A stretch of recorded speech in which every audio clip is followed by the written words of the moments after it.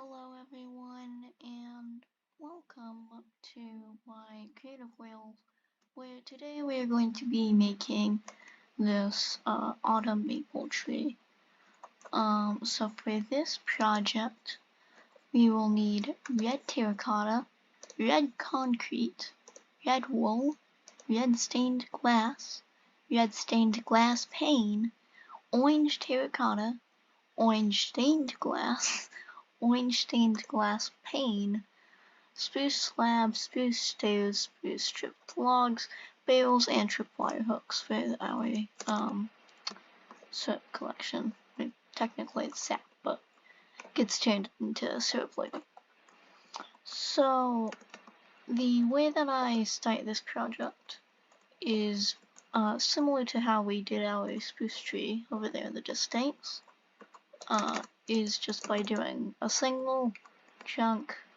It's one block, and we'll fix it later. So now that we have that, it's basically just the leaves, which, depending on how big you want it, can take varying amounts of time.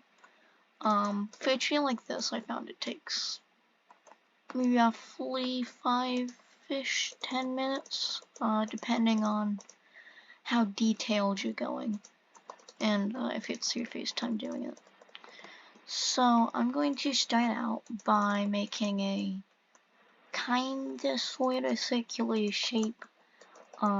Make it look kind of organic, just don't have any rough edges and stuff. I mean, it's a block game, of course there's gonna be rough edges, but something like this is what I find to work pretty good.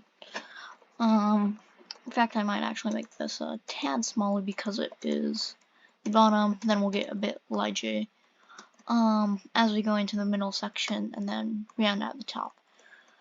So I'm using the orange terracotta as just a base block. This is you can change it. I just find this easiest to see against the other blocks.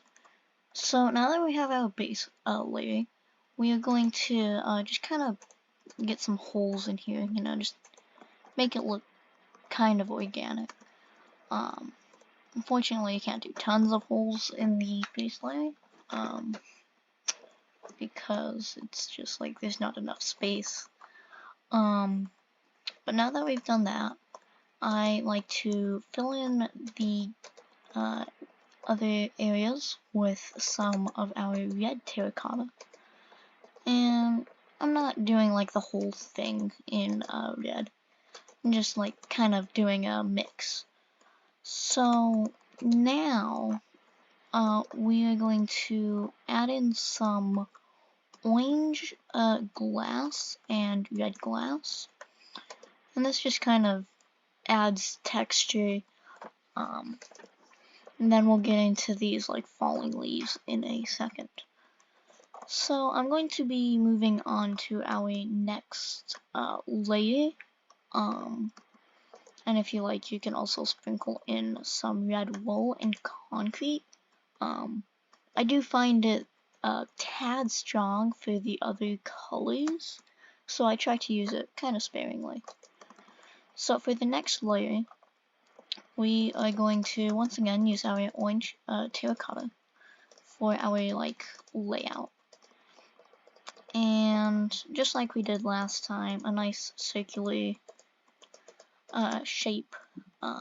Make it good and random, and just a tad bit bigger. You can kind of see this one's a bit of overhang to it, so it just has the illusion of just having a nice spherical shape to it.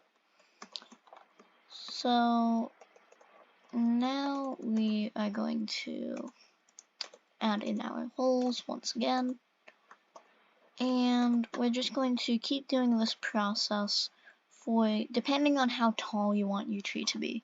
I generally do this for like 3 or 4 layers before I add in our layers that start getting smaller at the top here. So I'm going to start doing that process now, and I will be back with you in a little bit. Okay, so I am back, and I've done 3 layers of our leaves, and now that I'm on our first layer, you can kind of see I've started sloping it inwards on our example tree. So that's what I'm going to be doing here. And for this one, I like to only do it by like 1 or maybe 2 blocks in spots, so that it's not like 2 sides, like oh, oh, oh. It's kind of a visual thing that I just did there. So there's audio listeners, my dearest apologies. I'm surprised you would just want to listen to this, but go for it, dude. Thank you. So, like we've been doing, we're still going to be adding in our random blocks, like so. And I have been incorporating more of our red and red wool and concrete. Sorry. Because I think like as you get towards the top, and you're just kind of like seeing more. I don't know. Just it varies from tree to tree, but this is just kind of what I see on my. Just kind of trying to replicate what I see on my spot. So we've kind of got this area here, and now that we have our first layer sloping inward, I am going to really like have a super small little layer here. So probably no bigger than this. If you're doing like a similar dimensions as me, then this is like how big I would probably have it. So I just kind of like sprinkle in some of our blocks, and there we go.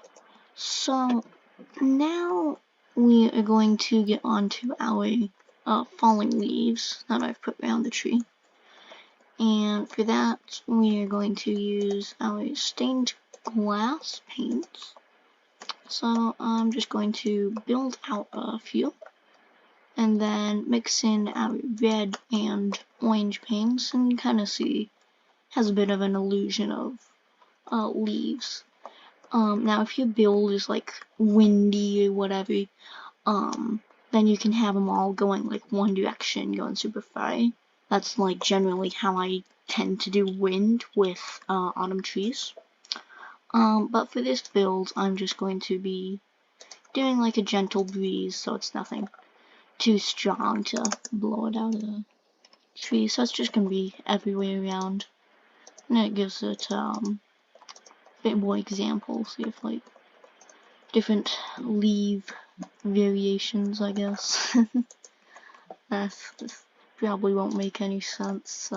This is like something that you're just listening to. So again, sorry about that. But we are indeed about done. So I don't like to go too overboard on these leaves, because I think if you do too much, it's kind of overwhelming, and it kind of distracts from the main trees. That's kind of probably the reason why you clicked on this video, so that's because you wanted a tree and not just a bunch of leaves floating around. So now, I mean, I could probably do a few more than this. I'll probably go back and fix this later. In fact, I'll probably just do some over here. So just do wherever you think works best. In fact, now that I'm here, I'm noticing that I forgot to add in a few leaves on the bottom of our tree. So if you also didn't do that, you didn't notice because you were actually following the tutorial, which, one, wow, I'm surprised you actually did that, and two, I think you might be a tad unobservant, just like me. So Now we've got like this really skinny trunk, which it's okay, but I also don't think that that trunk would really. I mean, in real life they are kind of skinny trunks. If you ever seen a maple tree. But yeah, with that being said, I am going to switch over to our trunk blocks, which will be our barrel, our stripped spruce wood, our spruce stairs, our spruce slab, and tripwire hook. The barrel and tripwire hook are for our collection barrels, as I said earlier. So I'm just going to build down like kind of like this, and then I'll spread out some roots. Sorry, this is, as you can probably tell, an unscripted video. Dun dun dun. I don't think that's too big of a secret given the quality, but thank you guys for watching anyways. Appreciate it. So now we've kind of got our trunk, and the only thing left to do is our collection bucket. So make sure your barrel isn't like facing this way. So make sure the top is facing up, and then above that we're going to place our tripwire hook. That's kind of like the tap. So since you did make it this far into the video, I figured, you know, why not do a little treat and show you guys how to make a Canadian flag. So for this project, we will need 2 white dye, 4 red dye, and a white banner. Let's see if I can remember how to do this on the spot. So our first thing to do is to do this. I think this is kind of similar to the Alabama flag. Not too sure. I don't know my state flags quite yet. Most of them are just blue as the emblem. Some of them say the name, which is quite helpful. But we're going to take that, the red solitaire. If I butcher this pronunciation, which I most certainly will, my dearest apologies. Then we're going to add in the red vest, then switch out for a white dye, and we are going to find the white bordure indented. Like I said, I can't pronounce this stuff. And then we're going to find our white pale Dexter, and then with our red dye again, we're going to do the red chief and red base. And there you go, you have a Canadian flag in Minecraft. At least as close as I've been able to get.